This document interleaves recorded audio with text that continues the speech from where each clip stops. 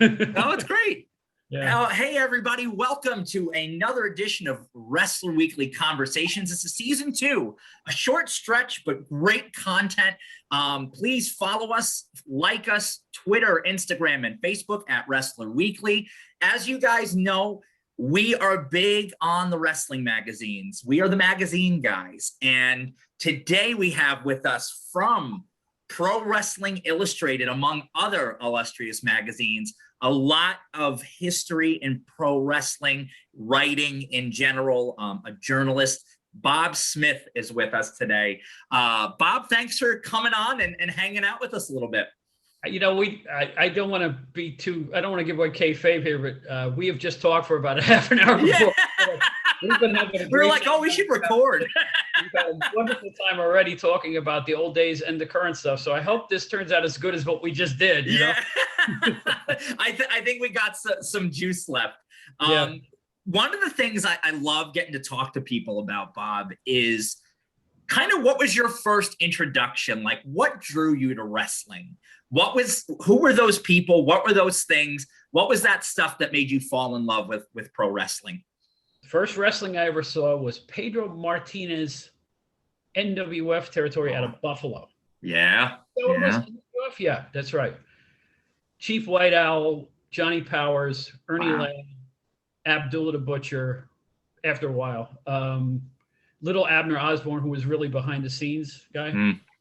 And that was on WRGB Channel 6 in Albany, New York, which I was from originally. And then it went off the air for about a year and a half, 2 years. Mm. I'm about 13 years old. Here comes WWF, right? But they put the WWF on in the same time slot, Sundays at 11, which was the same day as church with my family, same time. How do I do this? How do I talk them out of it? Something told me to stay home and watch the wrestling. It was important. I could feel it. Later on, I ended up working in wrestling. So I was right all along. Somehow. Yeah. So that changed into, I guess that was around mid-70s. Chief J. Strongbow was the number 2. Bruno and Pedro on top. Yeah. That era. Superstar Graham in the late 70s. And that was my federation. And what drew me to it? I think I got to stay home from church. But no, I just, I really enjoyed it. I just fell for it probably the same way you did. And you would go out and pick up the magazines too. Yes. Magazines were lurid and florid in those days, especially the Stanley Weston ones I ended up working for. It all seemed so bigger than life. Yeah. Teenage years, I remember through college, I was still in town watching them at the Washington Avenue Armory in Albany. They would run monthly cards. Oh, that's great. I just grew up with it. And I fluked into the job with GC London, which was publishing PWI and the Wrestler and Inside Wrestling and the 8,000 other things that we did. Yeah. I actually answered an ad in the New York Times to get that job. That's great. That's great. I remember Stu Sachs, I nailed it with my starter, test piece to write of it. They gave you a format, write an article. And I wrote an article and I remember so proud. I said, this is going to be great because I know who Jesus, I can't think of it right now, but I remembered all the referees' names for the 80s. Yeah. Ellery was in there for a while. And I whipped it out in like 10 minutes, handed it to him, and I got a call the next day that I'd been hired. That's great. 6 years, and then I freelanced for a while, and I ended up working for WCW magazine, and I ended up working for Wrestling's Main Event magazine. And Bill Apter got me a few articles in there. And that's cool. I still write about it for an entertainment paper in Long Island once in a while. And I can't get rid of it. My phone keeps ringing. Yeah. So I think they did something right along the way. Absolutely. I just the same way the allure of the televised wrestling show. Yeah, absolutely. And I think too, especially, you talk about those eras, and my dad and my uncle were really big wrestling fans. Growing up in New York, Bruno was the guy. I remember my father and my uncle telling me, like, when Bruno lost to Ivan Koloff, how devastating that was. You didn't think Bruno would ever lose to anybody. And it was so funny. I was talking about this with Kerry Silk, and he said, my dad was a sports guy, but he hated wrestling, you know. And my grandpa was much the same way, but he took them after a Little League tournament on a show, open air show in Staten Island, and it was Bruno defending the championship against Cowboy Bill Watts in the main event.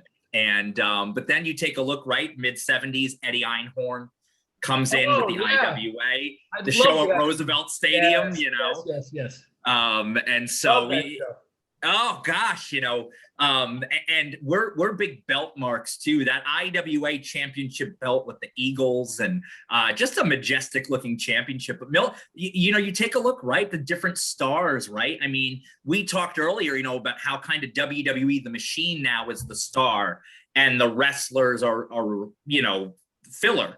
But you had guys who stood out like Mil Mascaras, Bruno, Buddy Rogers, even on the heel side of things. We talked about recently Bobby Davis, who passed away, how he stood out, all these guys. So, yeah, it's nice to see the talent, you know, being featured. But guys like Mil, I mean, and he was all over the magazines, you know, so that was great.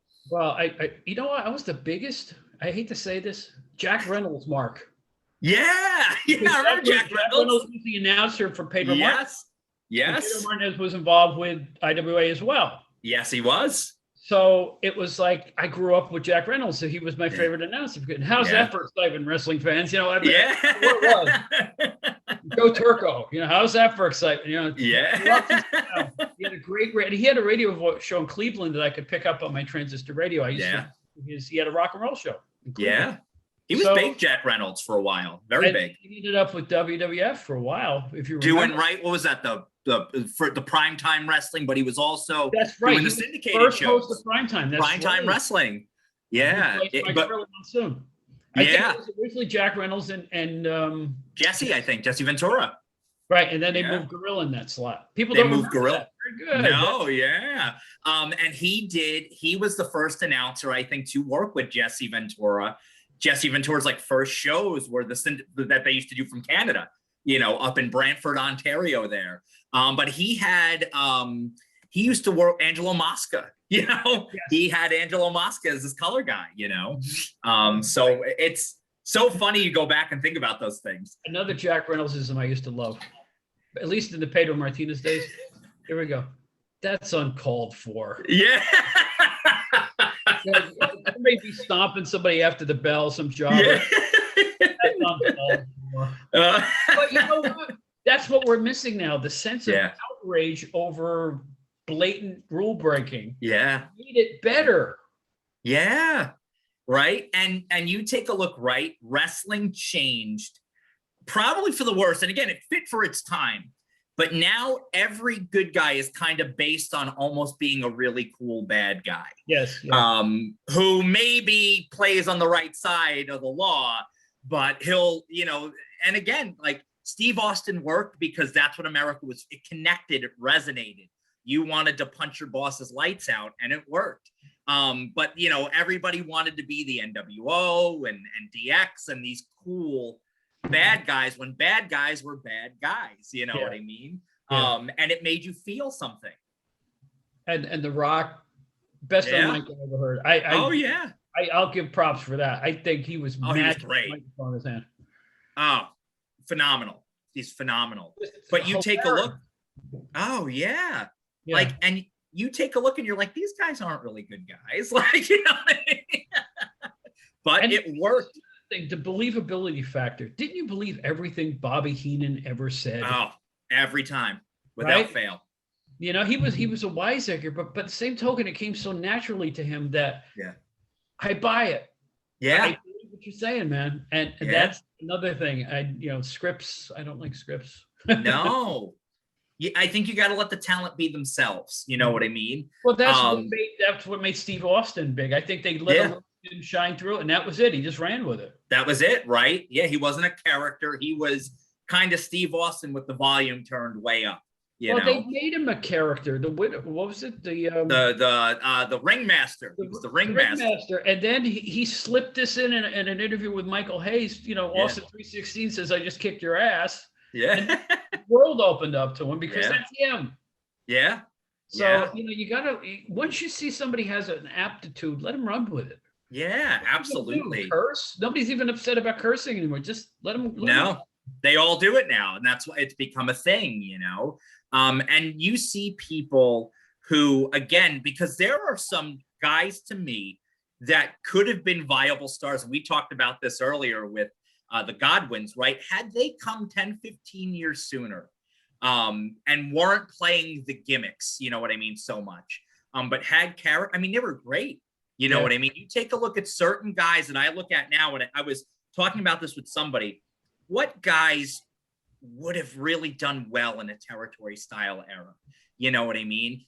The first guy that comes off the top of my head is Kurt Angle. I think Kurt Angle could have been great in any era. He was just such a natural. He was real. He was authentic, but he was tough. Kurt Angle could have been what Ivan Koloff was in the 70s.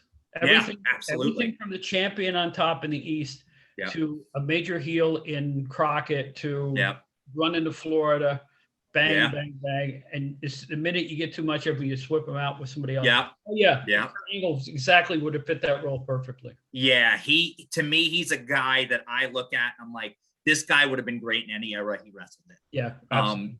Because he had the substance. Like, again, you believed Kurt Angle. You believed, what, he might be a geek, but I wouldn't want to fight this guy, you know what I mean? No. And he was a legitimate badass, and I think legitimacy is what we're missing. Not that, again, I know people are, the Undertaker saying the talent is too soft now. It's different, but I don't know that it's the talent necessarily. I think the talent is there. I think the talent is really good. I think they're hamstrung by what wrestling has become, more often than not. Well, there are prohibited holds and moves now. Yeah. I can't recall the last time I saw. When's the last time you saw a body slam? Yeah, I couldn't even tell you. No, seriously. Yeah, I couldn't even tell you. I honestly. When's the last time you saw a lariat or clothesline? Yeah. Once in a while, you'll get one of those. You'll get one of those, yeah. I think, because of probably insurance regulations or something. I know why they don't bleed, but that makes sense. But again, it's like, God, everybody. Here's the one thing, and I'm not going to mention any names. One of the major organizations had a big teaching facility. Yeah. And at the time when I was, with the magazines, and I got to tell you, every guy that came in wrestled the same. Yeah. They all wrestled the same. They were big, short, sideways. They all wrestled the same. They all had the same pace. They all had the same moves. Yeah. And I think, Andre the Giant made millions of dollars career, but just letting people bounce off of him. Why? Yeah. It was believable. That was him. Nobody could pick him up or whatever. Of course, people actually did. Yeah. But there's the other thing. He'd never been slammed. That was another. Yeah. But you bought it. Yeah. You bought it. But it's like, go to what the person's strength is rather than try to put him on pigeonhole. Absolutely. Match style. And if some band screams work rate, you say, go watch roller derby or something, because I'm a little tired of that too. Yeah. Oh yeah. Because not every wrestler needs to be Ric Flair in the ring. Exactly. You have had guys who were super successful who couldn't work a lick, but what they did, look at the Junkyard Dog. He never needed to work. You know what I mean? Hulk Hogan to me is a great example. You watch his Japan stuff, he's doing toe holds, he's doing, all these things, but that's what worked there. Why didn't he do that in America? Because he didn't have to. You know what I mean? I worry about the pace of today's wrestlers. The injuries they're getting are worse than they ever were when they. Yeah. There's guys from the 70s walking around fine now, but you have guys who worked in the 90s who can barely walk. Yeah. What bothers me, I think that the risk taking on certain cards like TLC, I watch it, I cringe every time I watch that show because I have a lot of respect for professional wrestlers. They put their bodies. Oh, absolutely. You do nothing else with your life but be a wrestler when you're a wrestler. That's it. Yeah. That's basically what you are. They're as great as any athletes on the face of the planet. Oh, agreed. And they probably work harder than baseball players and football players do. Oh, agreed. But the thing that bothers me is just all these risks with, flying off of things and constantly, diving off the ropes to the outside. Yeah. I worry that, and we've seen a few injuries that have been pretty bad. Yeah, catastrophic injuries, where, you take a look at a guy like Edge now, thank God, I think being the athlete that he is allowed him to be able to come back, but he effectively said, I'll never do a ladder match ever again. you know. He made his career on that, but it came with a price, you know. Yeah. You know, and you take a look at, you know, take a look right Sting, you know, taking the turnbuckle power bombs. And again, like, you know, those things happen, injuries happen, but if he wouldn't have been in the shape that he's in, that would have killed him. That would have killed an average man, you know? So it's interesting when you see, and that's why too, like, and I love Sting, but I get worried when I see him on AEW. What if he lands the wrong way? What if something happens, you know? You worry, you know? You know, the card where he ripped up his knee. Yeah. He was simply climbing up a cage. Yeah. And he stepped yeah, Clash of Champions. Champions. It was not a big spectacular. Nobody knew he was hurt at the time. And reconstructive surgery. Yeah, that was a bad. I mean, he had what was the ACL back when that was revealed in his and a ruptured patella tendon as well. Yeah, I remember that. And it's like I felt so bad for him, but again, you know, he was climbing a cage on the way to nowhere, really. Yeah. At that point, post-match thing, and I was like, now that looks benign compared to what they put these and the women. You know what? I complain a lot, but I'll tell you what, the women have never been better professionally. Oh, the women's wrestling is top notch, and finally, thank God, because there's so many, and even through the years, have been so many amazingly talented women. I go back Sherry Martel, like, you know what I mean? Like, you look at names like that. If they would have had the platform that these girls have, and thank God they have it. In no way am I, because I love Charlotte Flair, you know, Thunder Rosa, Becky Lynch, all these girls. But you know, Thunder Rosa, I think she's fantastic. I really do. Oh, she only wrestled 5 years. You know what I mean? But just a natural. You know what I mean? You see these girls and they're great, and that's why I always say, you know, I talk about I love Jordan Grace. I think she's amazing. And I say, you know what? She's not one of my favorite female wrestlers. She's one of my favorite wrestlers. You know what I mean? She is a wrestler, you know? And so, yeah, but I agree with you. I think the women's platform is bigger than ever. So I think there's pros and there's cons, you know, to things, but I agree with you. I can't think of very many women wrestlers that I don't like. That's how good the divisions are now. That's how good they are. I mean, they're deep. They really are. And they don't need to over angle the women too, which is fantastic. They can just kind of bark at each other the way women do, or men do. You know, it's not even a gender thing. It's just let them talk to each other about, you know, your outfit or whatever, and you got a feud. Yeah, come up with some great. I mean, Bayley versus Sasha Banks. Come on, it's great. Yeah, and that's the thing too. Like, I think you're treating them as wrestlers. And you're seeing, regardless of the gender, a great feud is a great feud. Yeah. You create a conflict that people are going to buy into. And I go back to where, and again, I know WWE didn't want this. We're going to switch gears here, but like the last time WWE made me really feel and get into something where I was like, was Daniel Bryan. And they didn't want it. You know, they didn't want it, you know, but you believed in him. He was genuine. You knew that, you know, the man doesn't want him, you know, and we want him. And eventually they bowed to the pressure. Thank goodness we had that wonderful moment at WrestleMania, you know, but you look and you're like, that's the kind of stuff that organic, you know what I mean? Give the people what they want. You know what I mean? You know, it's funny you bring that up, because I always think back to that angle, which I always thought, between you and me, I thought that went on a month too long. The build was so long on that. Yeah. And they had him run gauntlet matches and these horrible TV things where he'd end up laying there at the end of every Monday night. Yeah. It's too much now. They have put him through the ringer to such an extent. Yeah. That it was getting hard to watch, because you knew they were going to gang up on him and and then he finally got his WrestleMania moment, and that he deserved it, obviously. Yeah. But again, I didn't know if the psychology worked at that, because for two reasons. Number one, he's a smaller guy. Yeah. And if you keep beating the holy hell out of him every week, people are going to stop believing in him. Yeah. You know what I mean? And all they did was believe in him, you know? So Daniel Bryan's one of the best out there today. There's no question. He's great. Come back too. Yeah, and that he's healthy and you know, taking care of himself, and you know, I think he's a guy, again, thank God, you know, that, you know, modern science being what it is, that, you know, he was able to come back and fulfill. One of the things that we talked about earlier, Bob, which I love that you brought this up before, we talked about the ratings pages. Yes. Okay. PWI. The magazines, yeah. Yeah. So I'm going to give you Scotty's favorite and my favorite. I want to get your thoughts. Not that we're differing like, oh, which is better, but he loved, and I've seen a lot of people who really love these, the pictured ratings. Yes. The one that you would fold it out, you know, Yeah. and it was the 2 pages. Yeah. And he even, like, I forget, but he was able to this is the last issue they had this, you know, and we put that one day and people were like, oh, I missed that so much, you know, I hated that they changed it. But then they went into all the territories. I started ordering the back issues when I was about 11 or 12.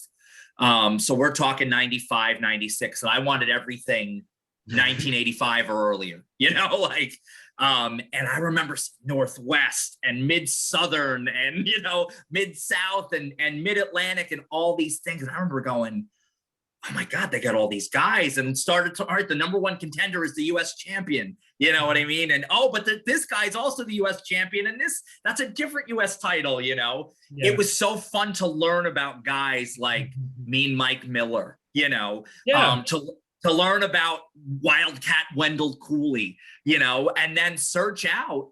That made me want to search out more wrestling, but, you know, and broaden my horizons. When I got to PWI, some guys like to write about WCW and some like to write about WWE. I was the indie guy. Memphis. Yeah. World class. Yeah.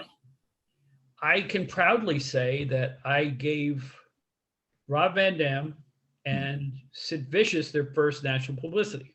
That's awesome. Because I came back to the office after going down south and I said, these guys are going to make it. Yeah. And they took my word for it. And sure enough, did they make it? You know, they were stars in the end. In fact, this is the truth. I don't even know if Rob Van Dam would remember this. I'm interviewing him for introducing article in the Wrestler magazine, or was it Inside Wrestling? I don't remember.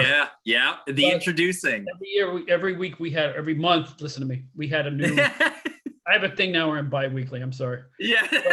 But every month there was an introduction to a new rookie star. And I saw him wrestle an opening match against Danny Davis in Memphis. It's probably to this day one of the best openers I've ever seen. Oh, that's great. Young and ready, and Danny Davis, you know how good he was. Oh, Nightmare Danny Davis was great. And together in a sweaty Memphis arena, they just tore the house down. Yeah. They went about 20 minutes, and Danny Davis actually went over in that match. Yeah. In fact, I think he was Rob Sikowski at that point. At that point, that was not long before, right? He got an initial little push as Robbie V in WCW. Or he wrestled barefoot. Like I remember, but I look back now, I was like, wow, he was so young, he was so small, you know. I came back to the office and I told Stu Sachs, I said, we got to do this guy. I said, he's got it. I mean, he's got it. He's all right. Yeah. Bro. So I called him and got some information from him. I said, what's the name of that maneuver you do where you kind of flip on the ropes, spread your legs, and then catapult back? He goes, I don't have a name for it. And I said, to me, that looks kind of like a split-legged moonsault. I swear to God, I named the hold. That's great. That is awesome. I don't even know if he remembers that, but he didn't have a name for it. That's great. I said, I'm going to put down split-legged moonsault, because that's what it was. He would kind of bounce and flip over like that.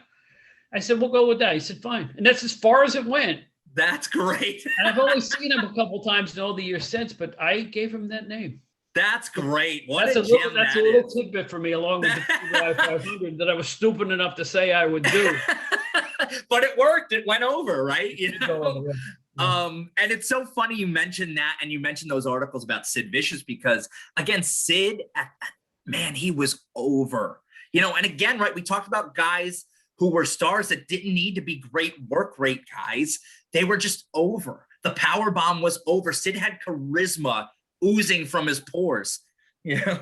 I had a young lady with me in Memphis when he was on the card.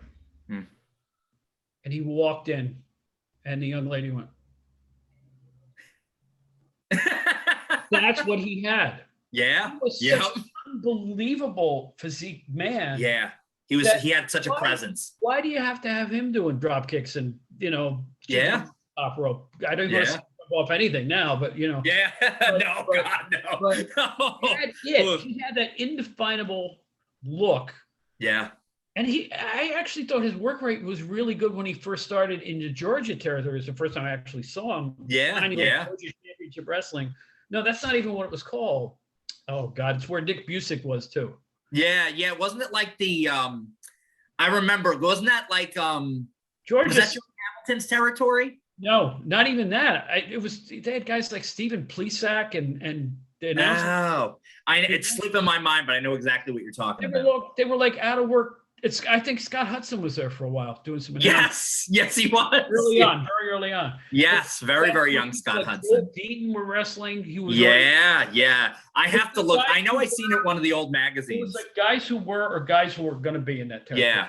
Yeah. And amongst them were Nick Busick and Sid Vicious. And I saw Sid there, and I thought his work rate I thought he could work a little bit. Yeah. Really good leg drop, and I Yeah. thought he moved pretty well for a guy his size. And I came back to the office. I said, we got to do this. And Yeah. I remember one of the other guys said, he doesn't do anything. I said, just wait. He doesn't have to. I said, "Right, yeah." Yeah. He doesn't have to. You just had to walk through the curtain. Yeah. And I'm glad and he'd do that pose, right? He'd get down on his knee and people just ate it up. Oh, I yeah. remember the article that sticks out to me, the first Sid Vicious article I remember was when he wrestled Kerry Von Erich at the Sportatorium. Yeah. And the article, I remember, God, this guy beat the crap out of Kerry Von Erich. Kerry Von Erich was the world champion, and that was my first real exposure to Sid Vicious. And I said, oh, and again, I'm 4 or 5 years old at that time, and I'm like blown away that he beat up my hero, and like, oh, this guy's big. And then you see him next to Danny Spivey. And the Skyscrapers, they were great. Like, I love the Skyscrapers. They were over too. They were super, and they didn't have to do anything. I was in St. Louis once watching, and they just walked out, and the place was going nuts. They weren't even doing anything. Oh, they had the great theme music and together. I'm sorry that didn't last a little longer, but it all worked out. No, Sid went through the same thing that all the big young Luger was the same way. Lex Luger. Yeah. The way he was when he started, but he ended up fine. He had some time. They were learning as they went along. It's just the way. Yeah. And back then, because you did have the major shows and the smaller shows, you could kind of hone your skills at a show in front of 500 people in a barn somewhere. Yeah. Before you went on to a pay-per-view or, a major arena show. So absolutely, the opportunity I think they don't have now, because I think it always matters when you do it in front of people. Oh, agreed. Yeah, because that's that trial by fire. That's how you get the experience. You put yourself out there. They can all impress each other in the gym somewhere, but until you hear people go, "Whoa," when you do a move, you don't know if it's over or not. Absolutely. Yeah. You don't know what the response is going to be until you get there. And, it's funny you mentioned Lex Luger, because I was thinking him too. I remember reading Lex Luger's book, and he said, he's like, I trained with Hiro Matsuda because I had my first match, and I'm beating Wahoo McDaniel for the Southern title. They said, keep it simple. You got great physique. Don't do anything that you don't have to do. But you watch how he evolved, right? You talk about, and again, you want to talk about work rate, 88 through 90, 92, Luger had some great matches with Brian Pillman, matches with Flair, matches against Sting. You know what I mean? He worked the matches with Ricky Steamboat, Barry Windham. I mean, you could sit here and go back and go, man, and you watch, he doesn't do a lot, but he's good at what he does. Right. He emotes so well. I think, like you mentioned, I think he heard those things and felt he had a little something to prove too. And he was going to show that he could do it. And he did it. Yeah. Champion for a while. I mean, in WCW anyway. Yeah. I mean, and even nobody didn't think he was worthy of that spot. I think he earned it. Yeah. Oh, he absolutely did. And you could even argue he might have been even ready for it way sooner. You know what I mean? It's a shame that, everything happened, the way it did with Hurd and Flair, and he didn't get that real coronation moment that I felt he deserved. But but again, you look 97 Nitro, he gets that moment, with Hogan, which is another really great match. And two guys who at that point, they're not great workers, but that match worked. So again, I think it's all about timing and place, and you're right. I think he had something to prove, because that was hot. You know what I mean? Who was going to be the guy? Was it going to be Sting? Was it going to be Flair? But it worked. It intrigued you. Again, Luger, you believed him. He was passionate. And you couldn't help but cheer for that. You couldn't help but go, man, that guy's the real deal. But I miss those days of like the last of the NWA. I was there the night Sting lost the title back to Ric Flair at the Meadowlands.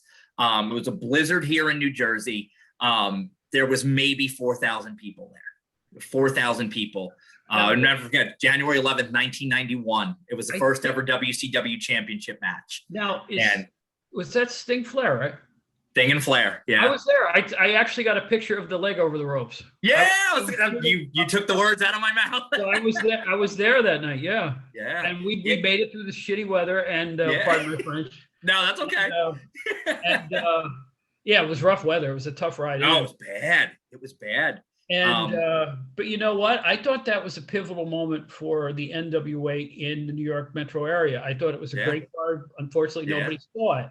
Yeah. Like you said, it was just 4,000 people. Yeah. But they did the title switch anyway. They had the TV cameras there. Yeah. They showed it that Saturday night. They showed the clip. Yeah. And I remember when that moment, I had a philosophy. I would also shoot pictures too. Yeah. I wasn't as good a photographer as Roy and Bill, but I could shoot. Yeah. And my philosophy was bring a lot of film, shoot a lot. Yeah. You shoot. Yeah. My philosophy was if you shot 3 rolls of film for one match, yeah, and you had the 5 really good photos in those 3 rolls, who cares? And then and so I could see what was happening during the pitfall, so I just went and I just happened to get the moment where he put the foot over the leg on the rope. Yeah. Yeah. I was sitting about, I don't know, halfway with a photo pass. So it was worked out good. I was a lucky guy for that one. I was the only photographer that I know of that got the shot. So little tiny bit of history. You bring back all kinds of good memories, man. See, this is great. And to me, this is like the heart of what we want to do at Wrestler Weekly. We want people, and that's what drew me in. It made me relive those memories. When I look back at certain wrestlers or certain feuds, and I go, man, this hooked me. And I love that you were talking about, you were the indie guy, those smaller territories. I lived for that stuff. So as I told you before we came on, my dad I wasn't allowed to watch wrestling at my mom's house because they were afraid I was going to suplex my sister, which I did anyway, but they were like, no wrestling, there's no wrestling. So at my dad's, it was, you could watch wrestling all weekend, and he would tape everything. And so what we started to do was, and this was before I got smart as a kid and had the 2 VCR set up, and I'll record this and send this out.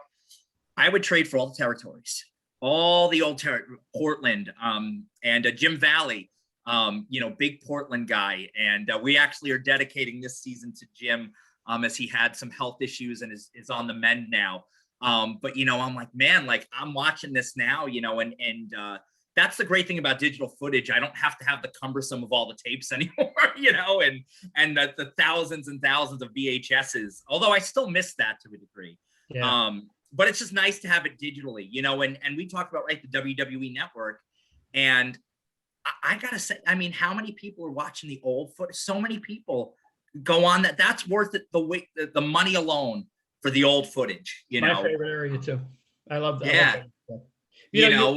You're talking about the indies. I'll tell you another person who I got his first big publicity in the magazine was Cactus Jack. Yeah. Great guy. Awesome.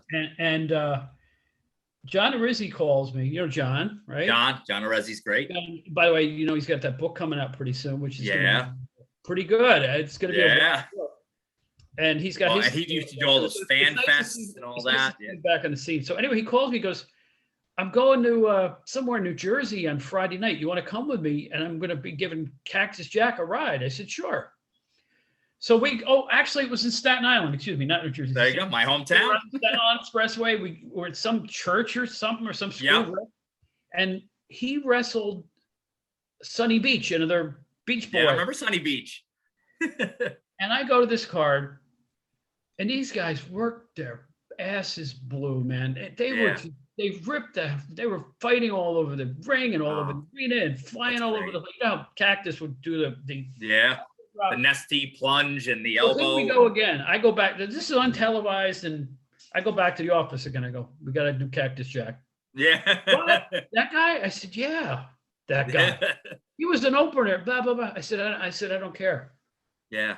I said, there's something about him. He works his butt off. Yeah. Cactus was the first risk taker that led to all the other guys flying off of balconies and stuff. Oh yeah. Yeah. You know, Yeah. because they saw how over he was going. But Cactus was different. He's just Yeah. he was sincere about it. He wasn't doing it for the freak show. I think he did it because he wanted to put on the best show he could. Agreed. And there was a realistic element to what he did rather than a ballet-like thing. Yeah. He was risking his body every time he did it. And time proved that was true. Yeah. So I remember it was Pro Wrestling Illustrated, and the top of the magazine said "Cactus Jack Attack!" ! And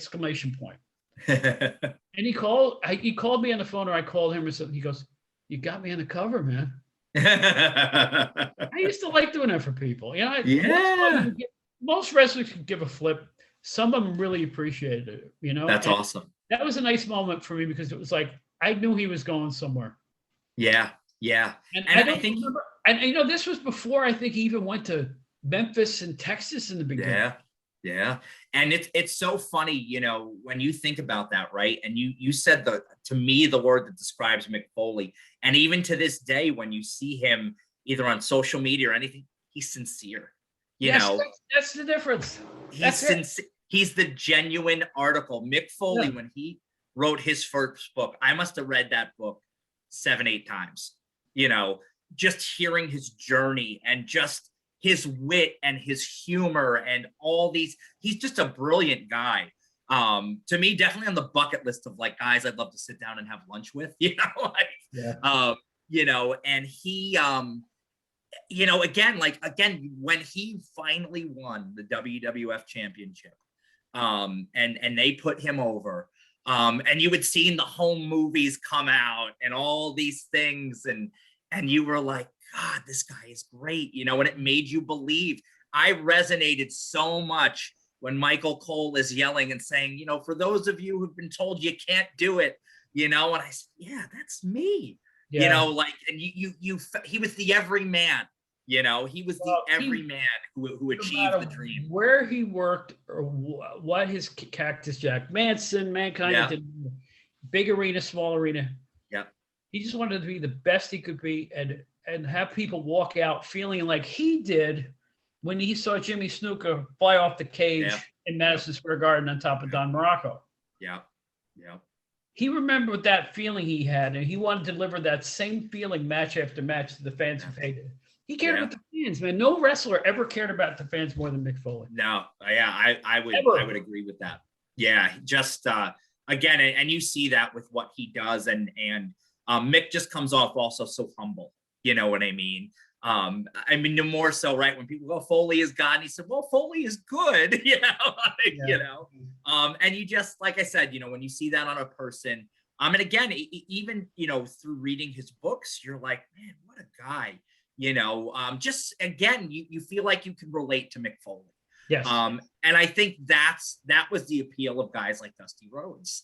You know, you could relate to those guys, you know what I mean? They were kind of like you know, and again, we talked before, right? Steve Austin for his time, you know, people, that was kind of the attitude of the 90s, you know, it was, you know, damn the man, I'm not going to be pushed down, and people resonated with that. Yes. You know, so you take a look and how wrestling changes and goes through the things. And so, you know, some of the things that I look at too, and we talked about this earlier, guys who could have been these, you know, who could have kind of gone in any era. And we mentioned Kurt Angle, how Kurt Angle could have been a star in the territory era. I remember, and this goes to show you, I think, how perceptions change. Jon Moxley had an unbelievable 2019 and 2020. Really finally became everything we thought he could be. And I remember a few years ago, his mannerism, and I got laughed out of the room at this time, said he reminds me of Dick Slater. You know, Oh, yeah, I can oh, Ambrose is an idiot. He's this, he's a goof. But I'm like, yeah, but Dick Slater was kind of a goof, you know, but he was tough. You watch Dick Slater Starrcade 84, that's what I saw. And then when Moxie really got this grit, I'm like, no, I was right. He's this generation's Dick Slater, you know. No, like, well, actually, he's probably, if you look bigger than Dick Slater. Now, yeah, hey, but Dick Slater was one of those guys you looked at and go, oh, I'm not messing with him. He looked tough. No, yeah. And he was tough. Yeah. You know, he was tough. He's like the Harley Race school of, you know, could take care of himself in any situation type of guy. Yeah. And I loved Harley Race too. Good guy. Oh, God, yes. Harley Race was, again, right? Like, you know, hearing him talk, he had that gravelly, throaty voice, but you believed he was tough as nails. You know, it was hard. It was, I mean, you hated him because of that was his role, that was his job, but it was really hard to hate Harley Race. He had the most realistic move in wrestling to me, which was that knee to the head. Oh, God. You know, the small knee. I look at it on old tapes now and I'm like, how did you not kill these guys? It looks so good. Yeah. Remember the knee, that slow rolling knee right to the head? Yeah. Yeah. Holy smokes. It's phenomenal. Younger guys 20 years younger than him could not do that move. No, it was precision. It never missed, you know what I mean? Never hurt anybody with it at the same time. Like, you know, I mean, you're right. I mean, the precision and the timing when he would kind of torque his body up to drop that knee and drop it slowly across the guy's head. You're sitting there thinking, how does he not? And Mick Foley wrote about this, how, you know, Harley liked to bust him in the eyebrows, you know, bust him open the hard way. But you're like, God, like that would split an eyebrow, you know, that knee. But he even, you know, we talked about gimmicks before, right? You take, right, oh, he's going to be the King Harley, or oh, they're going to ruin Harley Race. And he thrived in that gimmick. No, he did fine with that. He did great. He would take those good comedic bumps, you know what I mean? And the wrestling style didn't necessarily change, but I love that. That was brilliant because he was aging at that point. Yeah. So got the most out of him. Strickland said, bow. Yeah. Bow. Yeah. Who didn't do that, you know? Yeah. Like, bow, kneel to the king of all wrestling. You know, it just the gravelly voice of him. And he was my favorite star of that era because you know what? Wow. He was the program right after Andre the Giant. Yeah. Yep. Yes, he was. Yeah, the Texas Death matches. And I was kind of played out the whole Andre thing. And then we went right into Harley Race after that. And they delivered some really good arena matches, those two. Yeah, they did. They were way better than it sounds on paper. If you ever watch a videotape of it. Yeah. Perfect matches. They really were. Against Hogan. Yeah. They worked because they moved at the same pace at that point. They did. They really did. Exactly the same pace. So nothing looked out of the ordinary. Yeah, it was really, really, again, it was rough, gritty wrestling. And Hogan, for his credit, like I said, again, you know, people, oh, well, Hogan was this and that, but Hogan knew what to do, you know, to keep himself looking good, you know, and, you know, he was really good. And again, he was a guy who had some good, you know, again, I know there was the formula of Hogan comes out quick and then, you know, your basic Hogan match, but there were just, and again, maybe because I grew up on Hulkamania in the 80s, you know, I thrived on it. But again, right, you look at Bobby Heenan, we talked about before, you believe that maybe the next guys that Bobby brings in is the guy, you know, right? People believed that Andre the Giant hadn't lost in 15 years and that they had never wrestled before when it had been a top feud just 6-7 years earlier, you know? Yeah, at Shea Stadium, right? Was it? Yeah. No. Yeah, Showdown at Shea. Oh, that's right. Yeah, okay. Yeah. Showdown at Shea, you know. Bob, so who were some of your favorite folks? I know you mentioned, you know, Cactus Jack. Who were some of the wrestlers that really kind of enjoyed the magazines? Or because we see a lot of wrestlers, you know, Hurricane Helms, you know, like the mag, just incredible. They'll, you know, every now and again we'll interact with them on Twitter and go, man, you know, I remember the magazines. I remember this, you know. Yeah. Who were some of the guys that really liked, you know, the magazines and the coverage? You know, you'd be surprised at the people who are really behind the magazines. Of course, Paul Heyman liked them, but he worked for us. For a while. Yeah. He worked a couple of years before I got to PWI. Okay. What happened to him, you know? Think back. Eddie Gilbert was a big fan of the magazines. That's great. Bill Mascaris was, because Bill Apter was the biggest fan of Bill Mascaris who ever lived. Yeah. Bill, Yeah. he put him on a lot of covers when it wasn't even IWA time, and he ended No. up on the covers because Bill thought he was just a great, and he was a great wrestler. Oh yeah. And he drew money too. Yeah. Guys who I thought Don Morocco liked the magazines. Yeah. That's Of all awesome. people. He was in our. Don Morocco was great. One time, Kerry Von Erich came to our offices, and Okay. that was right at the cusp of the time he signed with WWE. Oh, okay. Gotcha. He became the Texas Tornado in the WWE. So it was nice to, So I kind of base it on two things. The guys who literally showed up at the offices either to say hi or just because we were doing something, or the people who would run me down in locker rooms. Yeah. You knew they were interested in getting some coverage at that point. You know, and here's the funny thing too. Like I say, a lot of wrestlers could have cared less. Yeah. The hungry younger ones, Yeah. I thought were the most outgoing with me because they knew that maybe, hey, could you do something? And usually I would say, I can. I would have a system if I thought they were talented. Yeah. The biggest absolutely a whole mess of magazines. We have more than PWI. Oh yeah, Inside Wrestling, The Wrestler. Yeah. Wrestling USA, right? All those, Yeah, all of those. Wrestling Superstars. We had Wrestling Superstars was great with the dream matches.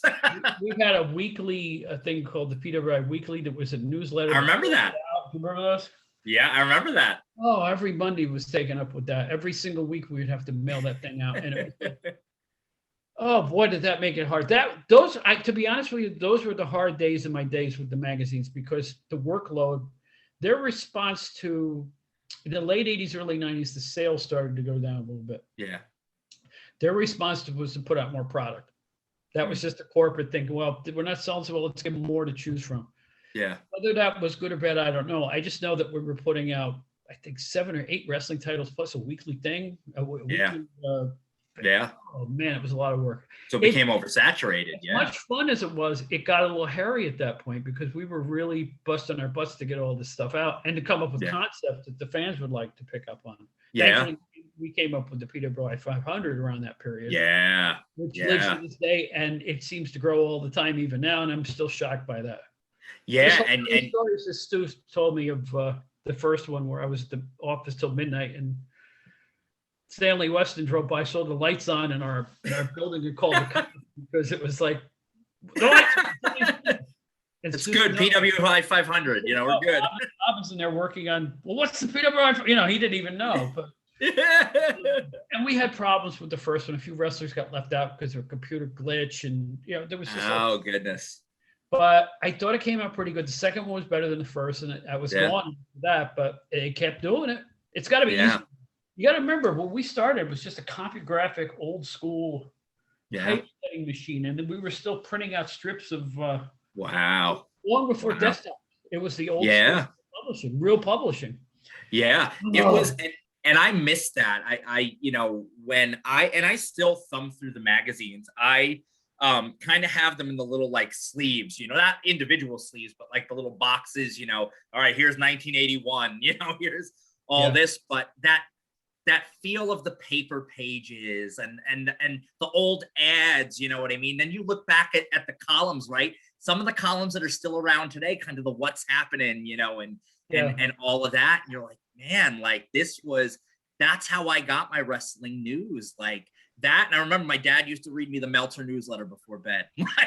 Like that's how I stayed. Oh man, that's a good dad right there. Yeah, literally he would. And I've gotten a chance to interact with Dave Meltzer here and there, and Dave gets a lot of flack, but he's a good dude. He's always been in my interactions, he's always been so gracious and nice. Dave is a fine man. I've always had a nice relationship with Dave. He's correspond every so often through emails or something. He's a nice guy. Oh, super, super nice. And so that's why I'm always like, hey, like take it easy on Dave, but just a great, great guy. But again, I would live on those things. And we talked about, learning through the things there was no internet, so that's where you knew what was happening in Texas, in Florida, in all these places.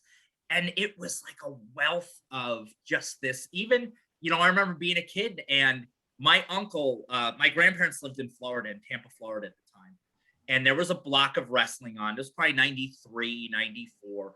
And the first hour was Eastern Championship Wrestling, and then it moved to Extreme Championship Wrestling. Then it was Smoky Mountain Wrestling and the USWA.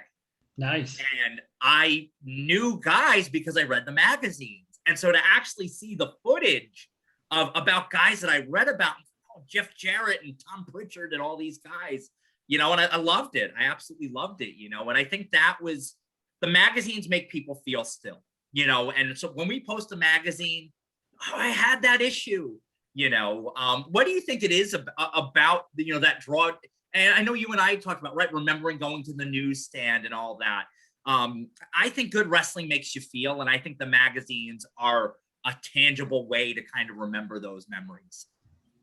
Yeah. I was just like you growing up, buying the magazines, taking my 50 or 60 cents allowance and spending it all on a copy of Wrestling World or Ring Wrestling or Wrestling Review or the After Mags or any of that stuff.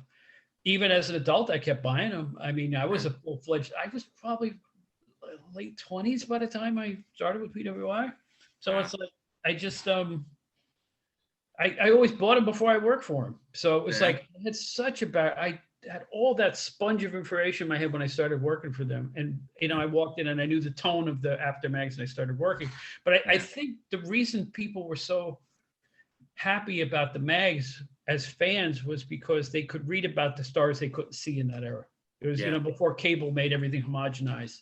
You could read about Dick Slater if you were in New York. You could read about Baron Michael Cicluna if you were in California. It didn't matter where you were. You had the access to the entire wrestling world in your back pocket as you walked home from the candy store.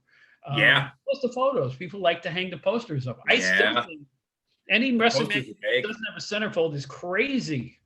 People still like to hang those things on the bedroom walls if they were kids. We have people who go nuts over them. I remember my favorite one being, and I actually was able to get a replica of this, was Magnum TA with the North American Championship belt, that big North American belt. And I remember going, God, like that is what a wrestler looks like. You know what I mean? And those full colored pinups, right?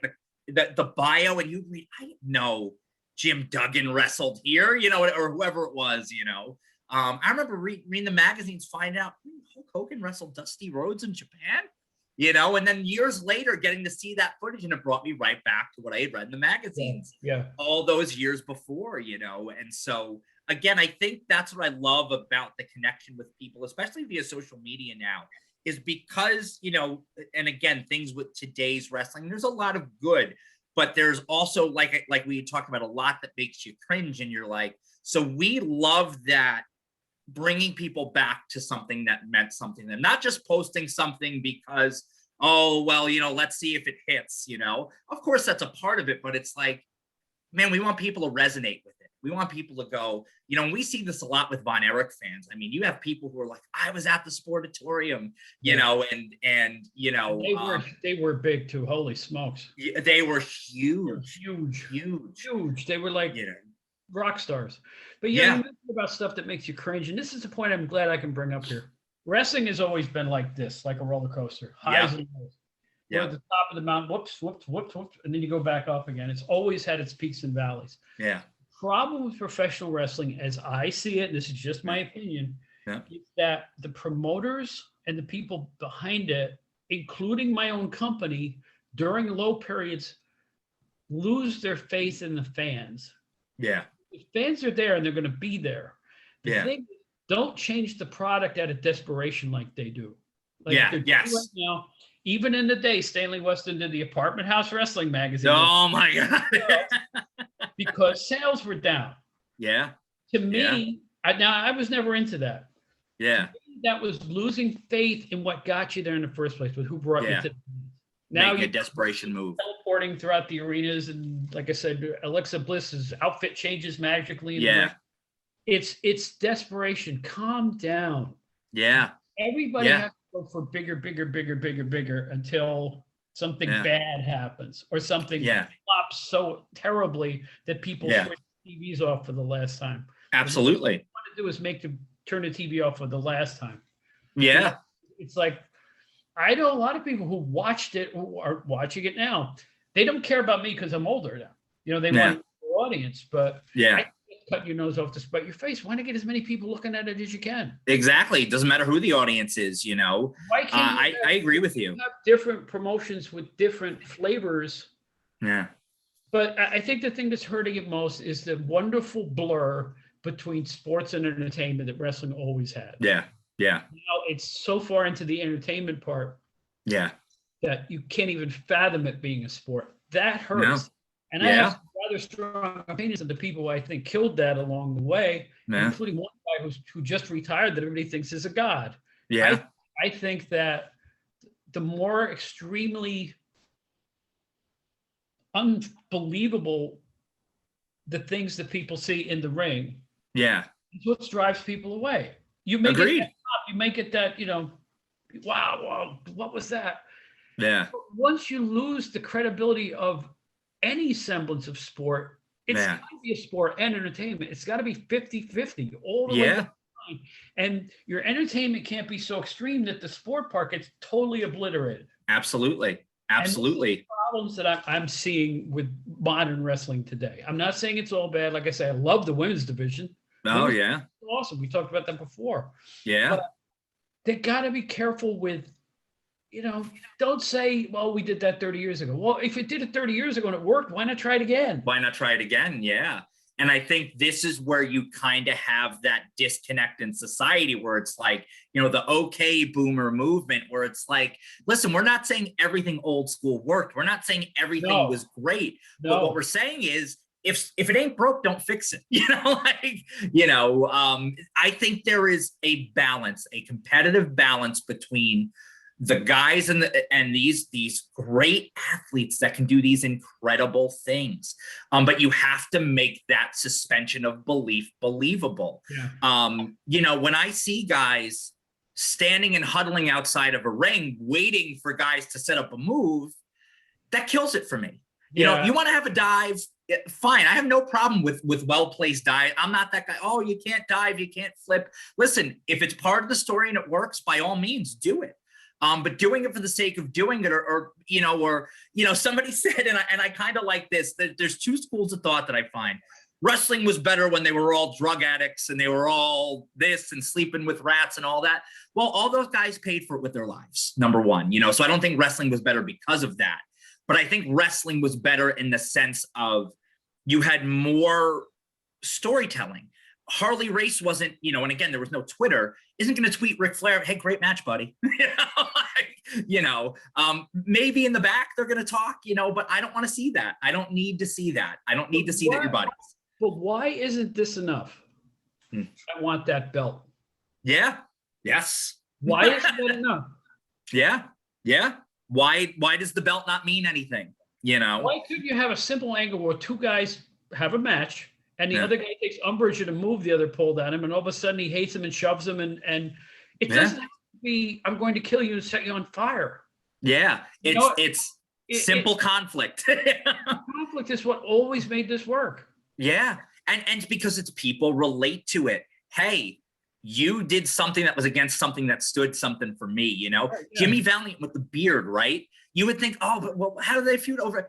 That was his pride, that beard. And when the Assassins cut it off, you know, it was a big deal. And Jimmy Valiant with that promo, you know, you took my beard, you know, like, you know, what am I going to take from you now, you know? And he took their mask. It was simple.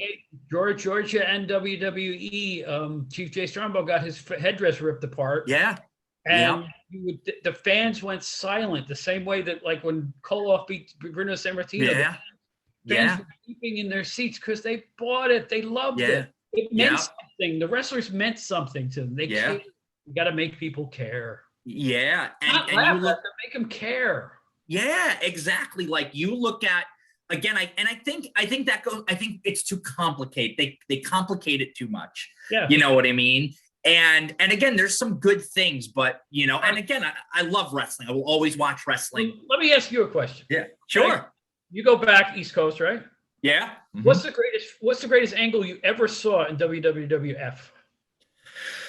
Oh, I gotta say, I mean, from tape, it was a little before my time, but Bruno and Zabisco. Bang! Yeah. Thank you. Bruno and Zbyszko. It was so simple. Perfectly timed, not Yep. over the top, 100% believable. Yep. The interviews leading into it were fantastic. Yep. After it were even better. Yeah. And the moment when Zbyszko turns on Bruno with the chair, Yeah. the place was almost a riot. Yeah. Yep. It was unbelievable. Unbelievably simple. It was perfect. And to find out in later years that it was Bruno and Larry that actually came up with this stuff. Yeah. Yeah. And by the way, that's my number one moment with the wrestling magazines. It was an indie card in, I'm going to say Philadelphia again. I'm not even sure. But Yeah. Bruno and Larry were there, and we made up a story. Oh, and that's awesome. In Pro Wrestling Illustrated, holding them back from each other like this. Yeah. Oh, I didn't like to be in the magazine, but this made sense. Because they started to yell at each other, and I'm like, come on, guys, not here. Yeah. Because you know what? Well, and getting to meet and talk to Bruno Sammartino, getting to meet Buddy Rogers, getting to meet people that I never thought I would spend a little time with. Yeah. Fantastic. And like I said, I was different than a lot of the guys. Bill Apter loved to be in the locker room. I didn't care to be in the locker room. I always thought that was the wrestler's domain. That's where the magic happens. Yeah. Out, show us what you're going to do out front. It's good enough for me. I care about the matches. I don't really care about this guy's a great guy or this guy. Just I was there for the work part of it. Yeah. You know? And anyway, to make the point is, we're talking about Bruno and Larry. That's how you do it. Yeah. That's the model. You filled up a baseball stadium for that. Yeah. Yeah. It's that simple conflict, you know, those things that make you feel something, that make you connect to, hey, you hurt my hero. You know, I want to see you get your ass kicked. Like, you know, I am going to literally part with money from my wallet to see you get yours. Yes. You know, and that's the ultimate. That is the ultimate, you know, that is wrestling 101. You know, and there's certain guys that I see that can bring me back to that now.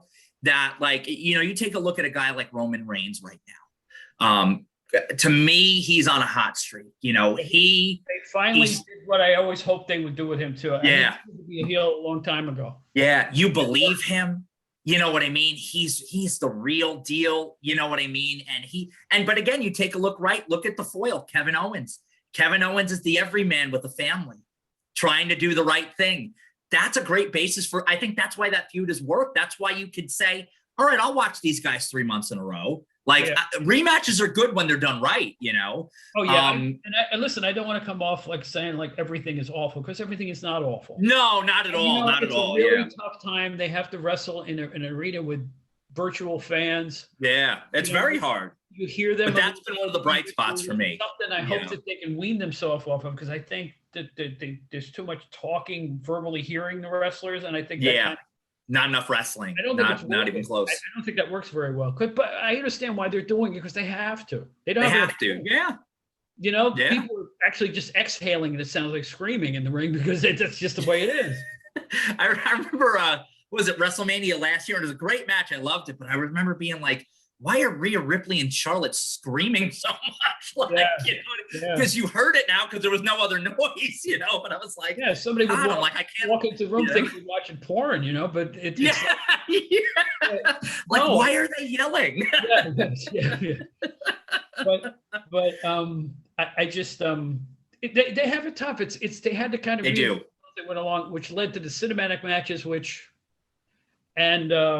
you know, there's just a lot of things that I think have been not great. But but you know what though? I think you know, we try to always, you know, remember that, you know, wrestling fandom is a community, and I think you see so many fans who go off the deep end, right? You know, you see, you know, Nia Jax the 1 week, right?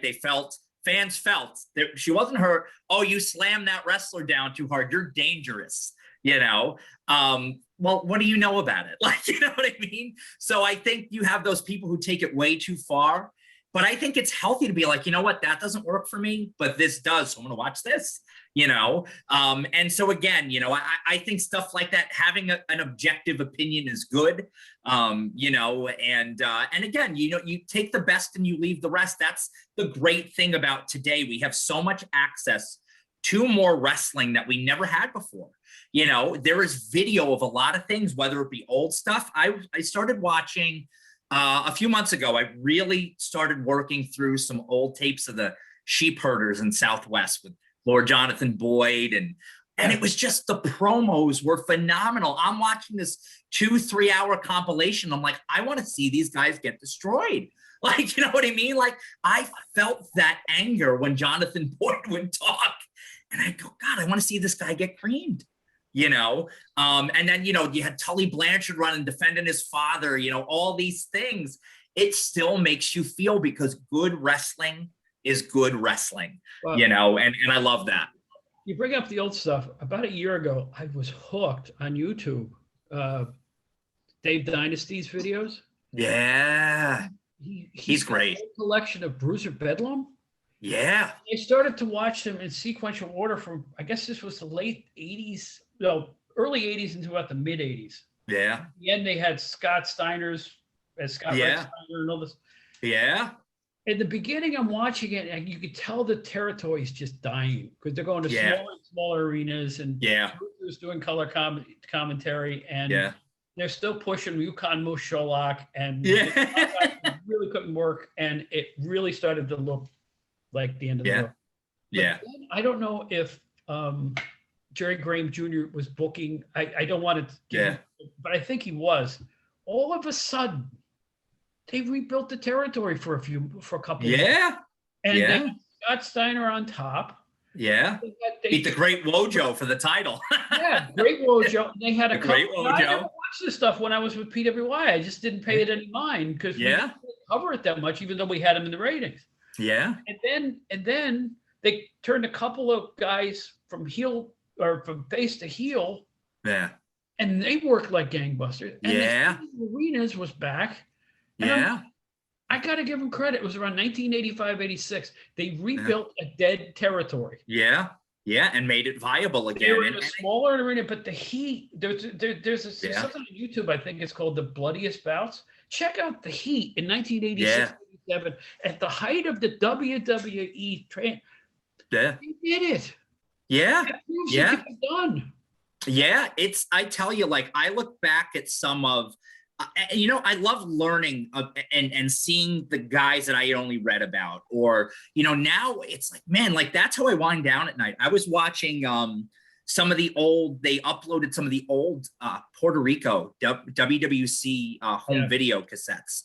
I've got that stuff is dynamite. Like, it is. I mean, I like, for me, like, I'll never be able to watch Invader #1 ever again. Like, I just of can't. Course you can. You know, I skip everything with him in it, and I'm not even the world's biggest Carlos Colon fan, but man, he could go. You know, and you believed all these things. I loved it. I absolutely loved it. Eddie Grease used to from WWC used to stop my offices and hand us a stack of videotapes. Oh, that's great. And I still have them. I know where they're sitting in my room right now. I don't even have a VCR hooked up. I still got the tapes. You still got them, you know, and I just, you know, the fire match, right? You know, Hercules Ayala and Cologne, the hot summer night, and you know, and Bayamon, you know, and great. I mean, just great stuff. The old Abdullah VHS, I've got that. Oh yeah, man, he was wild.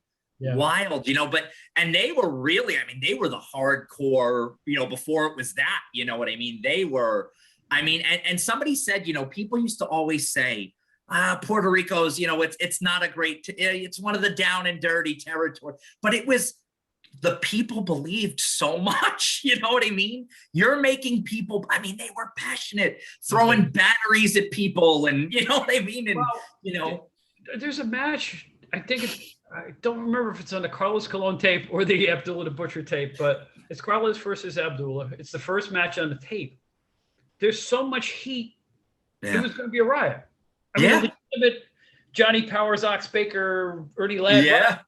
Because they were getting closer and closer to the ring, and they're going wild. And it's like, oh my God, and they were already pushing fans away. Yeah. Who gets heat like that? Wild. Nobody gets that kind of heat. God, that's the thing. Once you've experienced that kind of heat, and I've been in arenas where stuff would break out. I mean, in the Albany Armory days for old Ted Bailey in Albany, New York, I remember Baron Mikhail Cicluna comes out and sneers at somebody, and an entire section gets up and wants to kill him. Yeah. He didn't say anything because he didn't talk. He had a throat problem. He had the throat. Yeah. But he just gave somebody that look he used to do. Yeah. And I said, they're going to kill him. Yeah. Cops in the arena. Yeah. I miss that type of fervid passion. Yeah. From the fans. Oh yeah. And I'm not saying that, the fans today know everything. Yeah. And I think they don't judge the wrestlers as much as they judge the writing. Yeah, exactly. Exactly. And everybody's an armchair critic. Oh, and I'm so tired. I'm sorry, fans. I'm so tired of. They killed him off. He lost on television. Yeah. Everybody loses on TV. Yeah. He lost on TV in the day. It doesn't kill the guy off. No. Long form storytelling. Like, guys are going to lose matches. Again, I go back to Reigns and Owens. Kevin Owens looked like a star. He lost 3 times, but he looked great in all 3 matches. He's probably stronger now than he was 3 months ago. You know what I mean? Because there's a way to do it. Do you remember the WWF formula for tag team matches that went 2 out of 3 falls? Refresh me. If you watch enough of them, you'll realize this. Okay. You got usually in those things, especially 6-man tags. Yeah.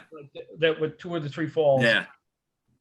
It was always the faces that went over. Always. Yeah. Always. Yeah. Because if the heels were the champions, they could get beat. But if you notice, the first fall and the second fall in these matches, it was always a pinfall trade. Yeah. Yeah. You ever notice that? Yeah. And then whoever the weakest of the 6 was, let's say Lou Albano was on one of the heels. Yeah. He would get pinned in the He'd take the fall. Yeah. That would go out. But that was the formula. So everybody's, now they both took a loss there, but it didn't. Their stardom. But it didn't diminish them. Yeah. Yeah. And I think that's the thing. I think we get lost in like the all or nothing of it. And then you realize it's really everybody's 50-50 because some guys win, but they trade losses so often that it like just kills you. Like you just don't believe in it. Nobody has any momentum. But I love that because, like I said, you could still stay strong and lose. It's a different thing when you see, like you had said earlier, right, where they take Keith Lee and everything that made him great, and they strip it away from him and say, well, you can't work, and we're going to make you something else now, and we're going to cover you up because you're too heavy, and all these things, versus, hey, man, this guy can come off and look great in a loss, you know what I mean? And we still advance the story. We still advance the character. There's still more than meets the eye here. I mean, take a look, right? If losses killed guys, Lex Luger would have been killed dead by 1988. Yeah. Because Flair beat him on the regular, or he would win by DQ. Like there were ways to do it, but I think the art of long form storytelling, which I have to say, like sometimes, and WWE can do it when they want, they can rehabilitate somebody very quickly, There's another factor too. Once you're over, you're over. Yeah. You're never going to be not over once you're over. You could lose every week then. You're still over. You're still over. You've been watching this as long as I have. A pinfall loss on TV does not mean your push is over or that you're going to be diminished forever after that point. That's not how it works. That was, even in the territories, it didn't. Everybody that left the territory lost. Yeah. Then they'd come back 6 months later and they'd be over again. It's just, exactly. It doesn't make any sense to me. I don't even understand the mindset behind that. Yeah.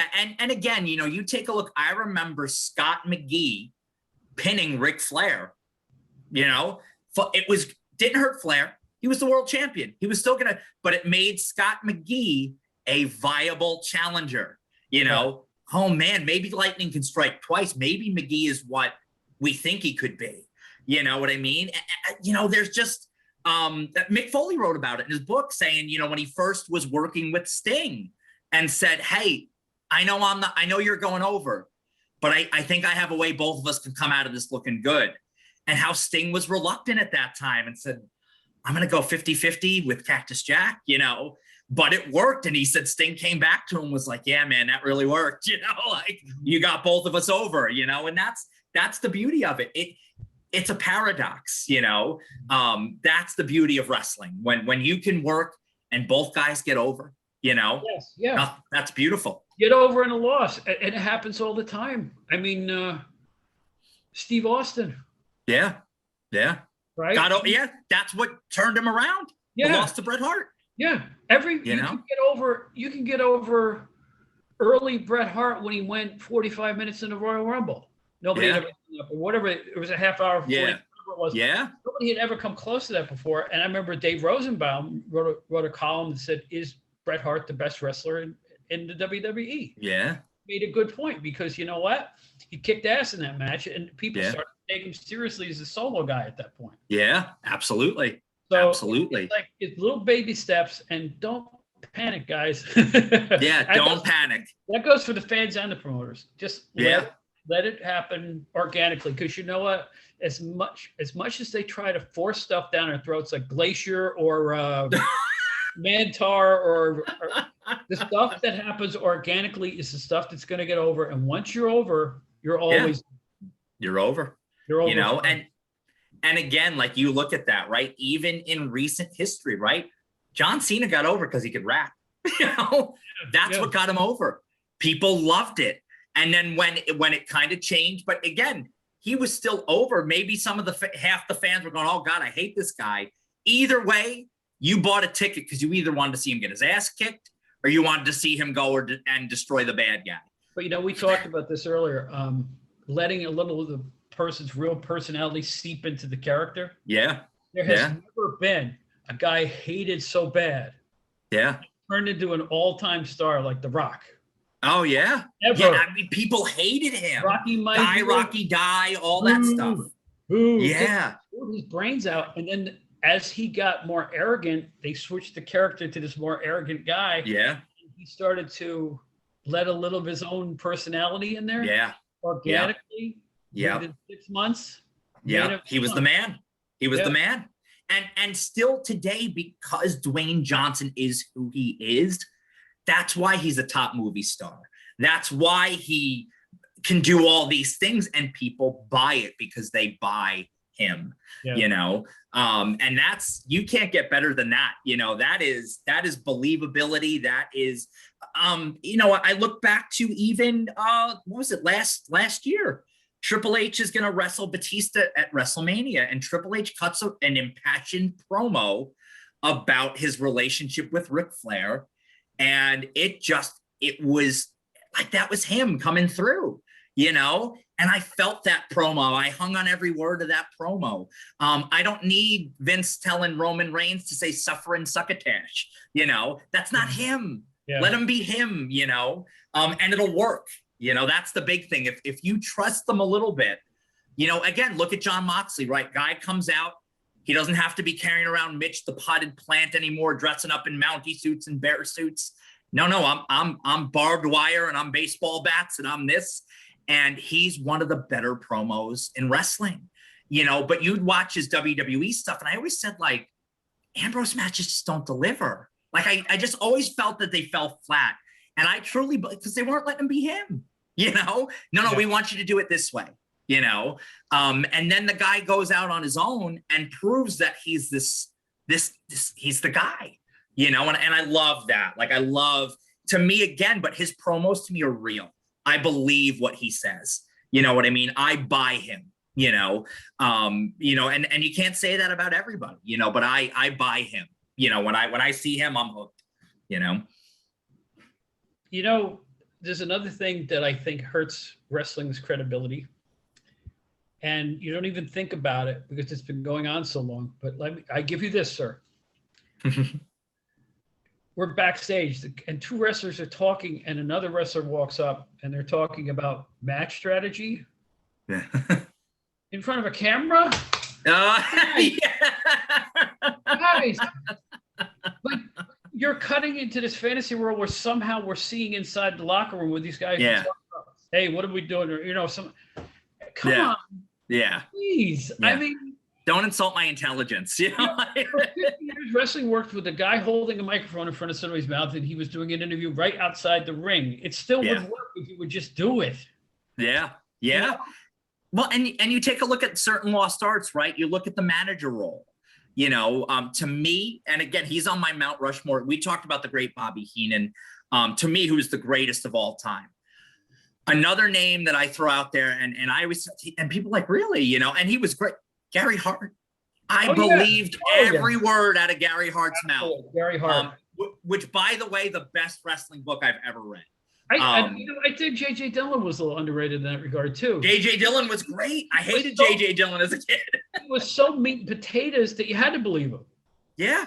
He sounded like an arrogant one-man mouthpiece for guys who didn't talk all that way. He did it very, very well, I thought. Yeah. And again, I remember, you know, him saying to Sting, you know, you're never going to be good enough to go the distance with the champ. And he throws the champagne in his face and Sting whoops his ass. And that was the basis. Oh, man. Yeah. This guy Sting must be something if JJ's paying attention to him. Oh, and let us not forget Jim Cornette. My God. And I was going to mention that. Jim Cornette now, I mean, can still work a crowd into a frenzy. That is his gift to wrestling. I hope he sees this. And, you know, you guys aren't competing, I'm sure. No. The Jim Cornette podcasts are the best thing in wrestling today. Yeah. I'm sorry. Yeah. I listen religiously, and it's like, first of all, it's like a visit from an old friend because that's my era. Yeah. Yeah. And secondly, it's just if I had a mind like his, I'd be as well off as him because he is just one of the most brilliant people ever in the history. Oh, yeah. Understands. I mean, he's just like us. He grew up on the magazines. He worked for the magazines. Yeah. He just built his way up slowly. Yeah. Oh, man. One of my heroes. But let's go back to what we're talking about. Yeah. Drawing heat for his guys. Oh, forget it. Did you want to hear Dennis Condrey and Bobby Eaton talk as great as they were? Not really. Yeah. No. Did you want to see Jim Cornette talk about them? Sure you did. Yeah, absolutely. Every time. Down to the ring announcing, down to announcing them in the ring. You go back to Cornette really, really young and his foray into the Last Stampede with Bill Watts. Yeah. You know? Oh, yeah. And Watts slapping him across the face. You're going to pay for that, you know, and Watts paid. But then, you know, to see Cornette get the comeuppance with the diaper and, you know, the baby powder and all that stuff, you know, I mean, you believed in that. Cornette, and he was, 150 pounds? Yeah. You know? But, you know, it worked. The only thing that bothers me with Jim Cornette is that there's no Jim Cornette in front of a camera anymore or behind the scenes, bringing his knowledge and old school abilities to a business that really needs a little bit of touch of tradition right now. Yeah, and I know agreed. he's sour on it from the way he talks, and I don't blame him because he's had a bad experience here and there. But I'll tell you what, we need the old guys. This is why when Buddy Rogers or Bruno Sammartino dies, it hurts so bad because we don't have anybody to explain to the younger generation and the younger promoters, you know, what worked, what always will work, and them the push that they need to make them as great as the old time promotions were. Absolutely, and I think, like I said, like anything else, you find what that balance is. But a mind like Jim Cornette, because again, people freak the hell out when he says something. Do you know why? Because he's working you. Like he has you. He has you. You are buying everything he's saying. You think he's not laughing his ass all the way to the bank when he sees these people writing, "Oh, Cornette, you're this, you're that," you know? He knows what he's doing, you know, like. And more power to him, you know. Listen, he would draw full houses in the Louisville area and in those little surroundings because he got a cake smushed in his face at the end of a TV show. Yeah. He didn't need to be set on fire, you know. No. He didn't need to die in the ring. No. He just got humiliated, and you know the next week he was going to come back spitting venom with a vengeance to go out for that other tag team that did it to him. Yeah. So it's like the simple stuff can really, really work. And it wasn't goofy. It made sense. It made sense. And I think that's the thing. You got to get back to logic, doing things that make sense, doing things that make people feel. And you watch. It could be because they have the talent to do it. You know, that's the thing. The talent pool is deeper than it's ever been. These guys and girls are athletic. They have charisma. But when you watch a WWE program, it's all the same. They're all saying the same thing. Well, you were saying before that you see a lot of the same names. I don't understand why Cesaro never got the big push he deserved because he's brilliant. Drew Gulak, I think there's something about if they just gave him a little space. Yeah, he'd be great. He's tremendous. He may be slightly undersized, but I don't think that matters. No, I don't think that matters anymore. I think, like I said, I think you can make things believable. And I think too, like, again, you saw when he had the PowerPoint gimmick, right? It was great. You know what I mean? Like he's being him. You take a look at, against Cesaro, and Vince always, the brass ring. Every time they have given that man chicken scratch to work with, he has turned it into chicken salad every time. To me, he's there's like nobody who's grabbed the brass ring more than him. To me, he's the Greg Valentine of this era. He never wrestles a bad match. No, agreed. And that's the thing. To me, there's been 4 or 5 times where he could have been their biggest baby face, because they believed and they wanted it. I mean, the reaction he got winning that Andre the Giant Memorial, when that meant something, the 1 year it meant something. It was incredible. You were, wow, this is, and then they just don't know what to do with it. After that, it's like, nah, he's boring, but he's not boring. He may not have the gift of gab like somebody. He doesn't need to. He has a different kind of charisma, Cesaro. Well, he has an athletic charisma. Yes, one that they should not ignore. Yeah, and I think what? I pay money to see the big swing. Oh yeah, absolutely. That's over. That maneuver is over as anything that anybody does at that whole company. Yeah, absolutely. He is, and that's why I thought, they missed the boat, with to me, him in a Brock Lesnar match. I think that could have been huge. Cesaro. Why did we never see Lesnar against Braun Strowman, which seemed natural to me? Yeah, you know what? Yeah, and they just never did it right. Like they just always they built to it and then they didn't do it. Yeah, well, they did a match in Saudi, and they had Baron Corbin attack Strowman, and Lesnar F5s him a bunch of times, and it's over. So they've worked, but never. To me, again, they could have made Braun Strowman.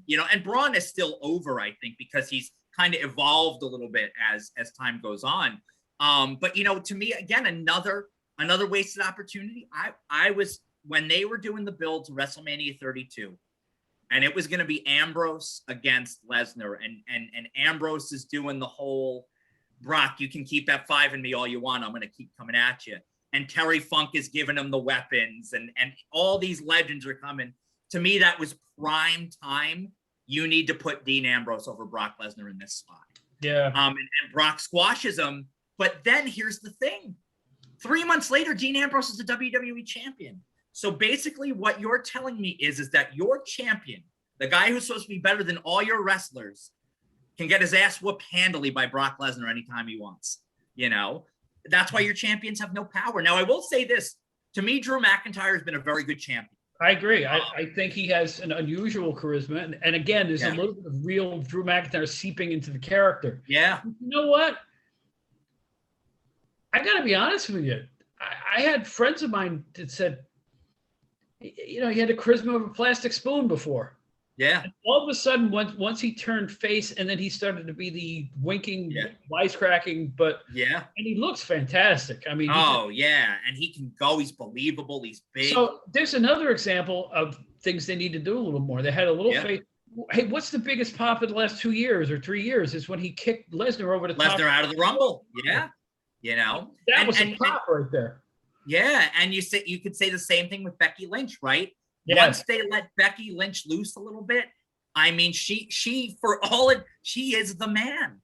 You know what I mean? She didn't lose a match in 2020. The day that SmackDown invaded Raw in pay-per-view, and she got busted open, and she's standing at the end of the program. She looks beautiful, and she's got blood on her face, which somehow only made her look hotter, which is strange. Yeah, she did. Remember that? And she's like signaling to the like, I'm the man. That was her Austin 316 moment. That was her breaking out, and the whole place was erupting, and it's like, he's there. She was there. Yeah, and you take a look, right? You know what I mean? Nia Jax punching her in the face and breaking her face. Best thing that ever happened to Becky Lynch. Yeah. But the great thing about that was she went into Ronda Rousey's house, and kicked the door down and said, come at me, because I'm coming at you, and it worked. Yes, even when they first turned her heel, right? And and she, she attacked Charlotte. People were like, finally, yes. Yeah. Like, well, you and I think we talked about this before we started the tape, but I firmly think that right now the best thing in wrestling for me is the WWE women's division, hands down. Agreed. Hands down. It's hands down. Every one of them. I mean, I can't think of anybody I don't like. It's tremendous. All of them. Bianca Belair is coming down into Raw now. She's great. Great push. I mean, Charlotte's coming back, who looks better than her. Asuka, great. They're all great. They're all great. Yeah, and you see, like I said, even Bayley, the couple of year run that Sasha Banks finally getting that championship run, and even Carmella, like it's working. You know what I mean? The women are no longer an afterthought. They are superstars. Mandy Rose, Dana Brooke tag team works. Is great. Whoever was brilliant enough to put them in similar outfits and stand them next to each other, flex was a genius. Yeah, you know why too? Because tag team wrestling works. I know Vince hates it, but tag team wrestling works, and that to me is the one thing that AEW does really well is tag team wrestling. And I miss guys in matching outfits. I miss guys with they were teams. You know what I mean? They rode to, you believe, like my favorite all-time team is the Eaton and Lane version of the Midnight Express. And I love Eaton and Condrey too, but Eaton and Lane stuck out to me. Everything from the ring attire to the music to everything they did was crisp and smooth, and it flowed, and I loved it. I loved every freaking minute of it. And you know what? My 2 cents, and I know 1,000 people have said this, especially recently, but Bobby is one of the 5 best wrestlers I ever watched. Dude, unbelievable. I agreed. Bobby Eaton. Here's another thing that fans may not believe. Bobby Heenan was an outstanding light heavyweight wrestler. Yes, he was. Tremendous. He could go. He could really go. You could put him in a main event against Dick the Bruiser, and people would believe it's a real fight. Yeah. He wasn't just a joke teller. No, he was the greatest performance in wrestling history overall, Bobby Heenan. Agreed. And his leg, I mean, you don't hear anybody that didn't love Bobby Heenan or wasn't a fan of Bobby Heenan. Even I remember even after he'd had the health issues and with his jaw and the cancer and everything, and when he couldn't speak, and that to me is the greatest tragedy of all, that the great Bobby Heenan couldn't speak. But I remember he's doing some kind of signing, and he's there. He sees the camera, and he's just slowly lifting up his middle finger, and like making these facials and all. And you're like, this guy is so effing brilliant. Like, you know what I mean? Like, he made you laugh. Yes. He made you laugh out of the ring too. The last time I saw Bobby Heenan was when I worked for WCW magazine, and we were shooting the photographs. Colin Bowman was shooting the photographs for the year in awards issue, and he was either commentator. I said, "Here's your award." He goes, "Oh, great, something to use in the toilet." He had a line for everything at every moment. He was just great, and Bobby Heenan was a hard loss. I was devastated, especially as a WWF fan growing up in the 80s. And even though when I was a kid, I hated everything Bobby Heenan did, he was going after my guy. But you know what? It was like, hey, like he was the greatest. To me, it's there is no debate. Bobby Heenan is the greatest of all time. Like I said, it's almost like putting a baseball player in the Hall of Fame for being a manager and a player. Yeah. That's the way I look at Bobby Heenan. Too many people overlook his early career. A lot of people think their early careers. Freddie Blassie was, here's the things we'll talk about. Freddie Blassie was more than a manager. He was one of the most ferocious. Incredible on the mic. Drew money like nobody in the history of the business, particularly in California. He's one of the ultimate guys. Number 2, Baron Mikhail Cicluna was not a jobber. Can we please? No, not at all. Back in history and look into the 60s and into about the 70s. He started in 1958. Yeah. Baron Mikhail Cicluna's mortal sin was that he hung around and was loyal to his employer for a long time. Yeah, exactly. And people saw him at the end. It's like today too. People only know the end of Bob Backlund's run or his 94 run, but Bob Backlund was the man for many years. History. By the way, I should mention this. I have a website called bobsotherstuff.com. Okay. We have a wrestling section in there. I would like you to check it out. And the very first article I wrote for it was Underrated Stars #1, Baron Mikhail Cicluna. There you go. from the Isle of Malta. And first of all, he really was from the Isle of Malta. Second, he didn't care at the end. He got a push. He had moved to Pittsburgh. He wanted to live a simpler life with his wife and stop traveling. So he was still good enough to put on the number 1 or 2 matches on the card. Who did he hurt? His job, his career was to put over young stars without complaining about it. Yep, exactly. I get a little tired. Well, why is Johnny Rods and Barrett Secluded in the Hall of Fame? They lost all the time. You know why? Because there was loyal. First of all, Johnny Rods trained a whole mess of guys too on top. Yes, he did. And Johnny Rods was really good. Yeah. But great wrestling doesn't necessarily win all the time. No. Especially in the old days. It was a different pecking order. You needed guys like those to prop up the bigger guys on top. They were dependable. They got the job done. They knew how to get guys over, There's a lot of guys. Gene Ligon could work. Yeah. Dennis Stamp could work. Dennis Stamp. Love Dennis Stamp. Right? Love Dennis Stamp. There were a lot of guys who, just because they lost on television every so often, people he stinks. No, he didn't. Yeah, no. Take a look, right? You even go back old. You're talking of, Beauregard in Portland. You know what I mean? Guys like that, who just, they were there, but you know what? They got guys over, and that was their job. George South, you know what I mean? George South could go. George South can still go. Another tremendous guy, George South. Oh, George South, loves wrestling more than any 5 people I've ever known in my life. George South, I used to be in contact with him back for the ratings back in the days. He would give us the ratings for his indie federation. And we had him in every issue. And George South lives, breathes, and eats professional wrestling. Yeah. How many guys did he put over in a day and made look great? It's tremendous, and again, I think that's what people, you need good soldiers, you know what I mean? You need guys who are going to go in there, get the job done, and they're going to pack up their lunch and go home. There's the thing, the older guys like Rods and Secluna could still draw because they were still looked upon as somebody who could conceivably beat anybody, even at the end. So rather than throw some unknown guy in there or some guy from another federation, why not use it? For 10 years, those guys worked like soldiers to put over other people because it was the right thing to do. And they were making a living. And who were they hurting? Johnny Rods could work, man. Johnny Rods could really go. Absolutely. He really could go. I mean, he was as good as anybody there. And I often wondered why he never got a push. Yeah. Right. You take a look and you sit there and you go, the one guy that pops out to me too is like, who people, again, I think people are remembering more fondly now, but the criticism on this guy, but he couldn't work, was the Honky Tonk Man. Friggin' brilliant. Wayne Fair. He could work, but he didn't need to as the Honky Tonk Man.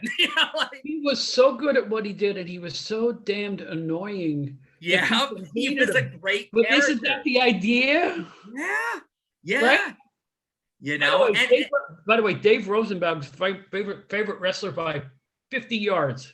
He loved the honky. We wrote articles on the Honky Tonk Man long past his shelf day. Yeah. But again, like I've seen some footage. I work with a local indie here, with a guy named Kevin Knight in New Jersey, the IWF, and he's had Honky and do seminars, and the guy is brilliant, brilliant. Gets wrestling. You know what I mean? And a good guy, and a really, really good guy. He's one of those guys, if you knew he was going to talk for 2 hours, you'd buy a ticket to see it. He was doing those one-man shows for a while too, and they were pretty hot, but he's great. And I was happy to see him get his moment, in the Hall of Fame, because to me, he's one of the great characters, of all time. And even he did great stuff before he was in the WWE, he was part of the Blonde Bombers. Yeah, he was the Intercontinental Champion for at least a year during a hot period. Yeah. So put two and two together. They were drawing at that point. Yeah, so he knew what to do. He was great. He was a great character. He knew how to work. It was definitely over.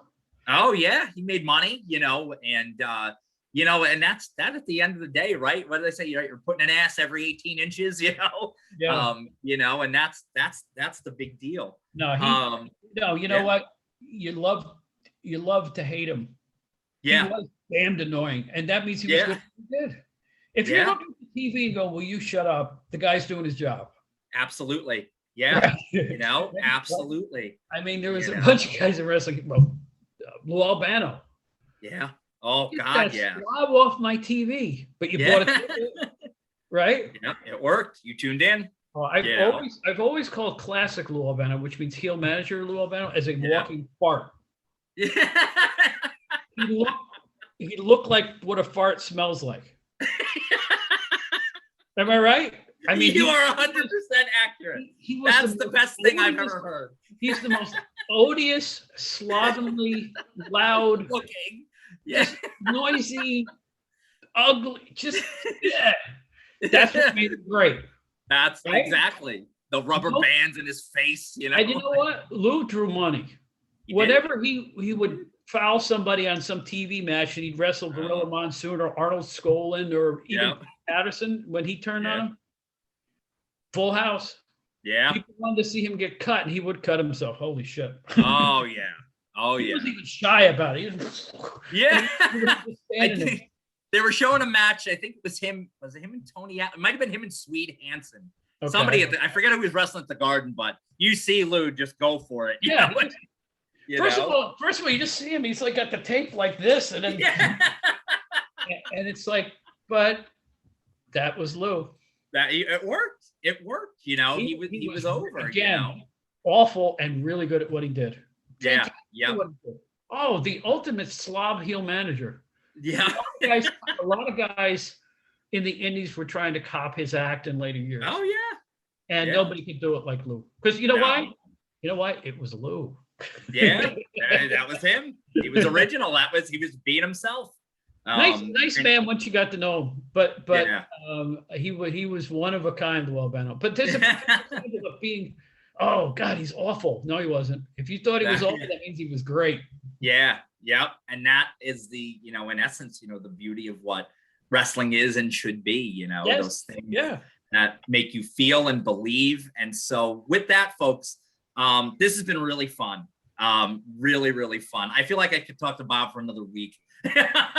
Yeah, I just want to say too, I'm glad that you brought me on. I will say publicly, my years at PWI, especially with Stu Sachs retiring, I don't have a single regret. I made a lot of friends, had some fantastic memories, and I thought we put out a pretty good product. And that's basically it. If I ever wrote a book like everybody else I know in wrestling is doing, I don't think I could get it published because I don't have anything bad to say about anybody. I really don't.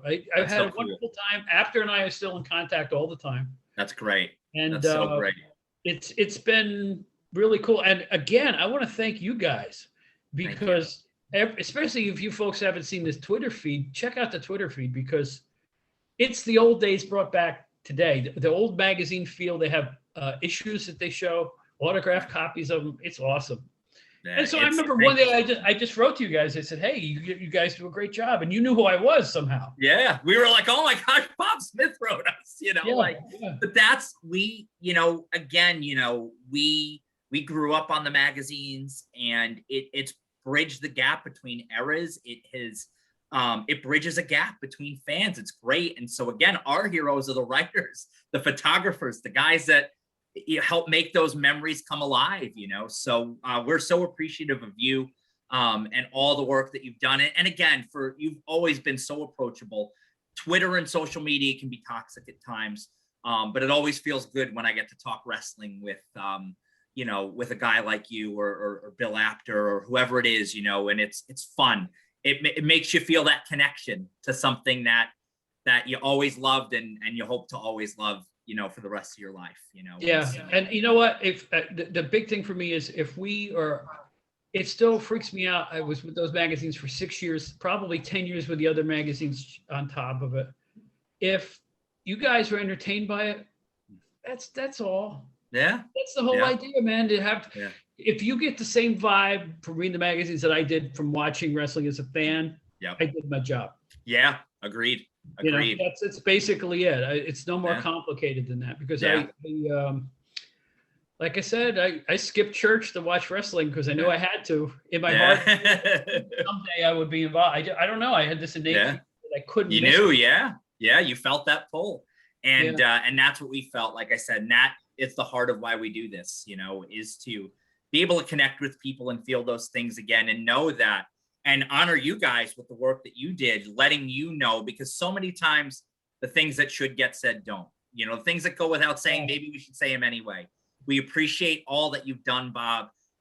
Again, thanks for being so approachable and so kind to us, you know, over the last few years. And I really hope to be able to do this again soon. Hey, this was so much fun. Just knock on my door. If you ever have an opening, we'll do it again. All right. Sounds great.